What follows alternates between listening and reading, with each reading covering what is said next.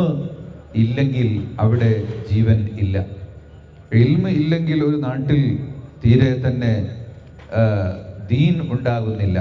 ഇൽമുണ്ടെങ്കിലേ ദീൻ ഉണ്ടാവുകയുള്ളൂ. അപ്പോൾ ഇൽമു പഠിക്കുക, അതിനുവേണ്ടി സമയം ചെലവഴിക്കുക എന്നത് എല്ലാവർക്കും നിർബന്ധമായ കാര്യമാണ്. പൂർണ്ണമായി എപ്പോഴും ഓതിപ്പഠിക്കാൻ കഴിയാത്തവർ, കച്ചവടക്കാരും കൃഷിക്കാരും മറ്റു തൊഴിൽ ചെയ്യുന്നവരുമായ ആളുകൾ ആഴ്ചയിൽ ഒരിക്കലെങ്കിലും നടക്കുന്ന ദർസുകളിൽ പോവുക. ഉമർ ഖത്താബ് റളിയല്ലാഹു അൻഹു പറയുന്നുണ്ട്, ഞാനും എൻ്റെ അയൽവാസിയും, ഞാൻ കച്ചവടക്കാരനും അയൽവാസി കർഷകനുമാണ്, ഞങ്ങൾക്ക് എല്ലാ ദിവസവും ദർസ് പോകാൻ കഴിയില്ല.